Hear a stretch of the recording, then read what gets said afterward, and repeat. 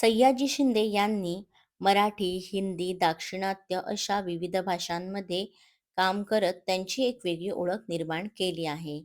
ते एक अभिनेते असण्यासोबतच ते सामाजिक कार्यकर्ते देखील आहे.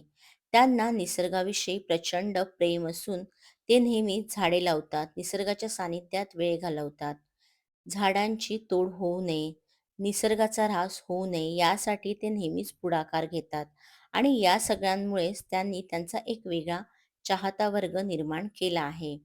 सयाजी शिंदे अनेक वर्ष चित्रपटांमध्ये काम करत असले तरीही त्यांच्या खाजगी आयुष्याविषयी खूपच कमी जणांना माहीत आहे. सयाजी शिंदे यांना एक मुलगा असून तो मुलगा कोणत्या क्षेत्रात कार्यरत आहे याविषयी त्यांनी नुकतीच लोकमत फिल्मीला दिलेल्या मुलाखतीत सांगितलं आहे. लोकमत फिल्मीला नुकतंच त्यांच्या घराची सफर दाखवली गेली.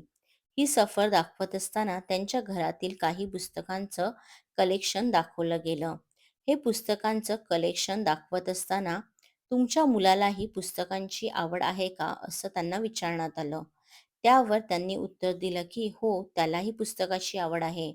आता तो 21 वर्षांचा झाला आहे आणि तो आपल्या अभिनय क्षेत्रात त्याच्या कारकिर्दीला सुरुवात करत आहे. त्याने त्याची पहिली चित्रपट लिहिला आहे. त्याचं दिग्दर्शन देखील केलं आहे आणि त्यात त्याने कामही केलं आहे. ही एक शॉर्ट फिल्म आहे आणि त्याचं काम सुरू आहे. त्याने जो विषय निवडलाय तो खूप अभ्यास करून निवडला असून तो खूपच चांगल्या पद्धतीने मांडला आहे. सयाजी शिंदे यांच्या मुलाचं नाव सिद्धार्थ आहे. सिद्धार्थच्या सोशल मीडिया साईटवर आपल्याला सिद्धार्थचे तसेच सिद्धार्थचे त्याच्या आईबाबांसोबतचे अनेक फोटो पाहायला मिळतात. सिद्धार्थ आणि तुमची कोणत्या गोष्टीवरून चर्चा होते याबद्दल त्यांनी विचारले असता सांगितलं आहे की मी आणि सिद्धार्थ आम्ही असं चला बसूया, चर्चा करूया असं कधीच करत नाही. पण असंच बसल्यावर कधी विषय निघाला तर आमचं चांगलं बोलणं होतं. मला बरेच दिवस माहीत नव्हतं की तो घरामध्ये वर्षभर गेले काय करतोय. नंतर एक दिवस जेव्हा तो त्याच्या शॉर्ट फिल्मबद्दल मला सांगायला आला, तेव्हा हे सगळे किस्से मी रेकॉर्ड करून ठेवले.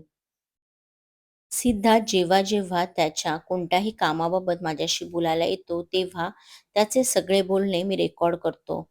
मला वाटतं की तो खूप खोलात जाऊन विचार करतो. त्याने स्वतः माझी कोणतीही मदत न घेता 15 ते 20 मुलांची टीम तयार केली आहे. मग त्यानंतर त्याने स्वतः दिग्दर्शन केलं. त्या चित्रपटामध्ये काम देखील केलं. आता त्याची शॉर्ट फिल्म लवकरच YouTubeला येणार आहे. तुम्हाला ती कशी वाटते ते आम्हाला नक्की सांगा.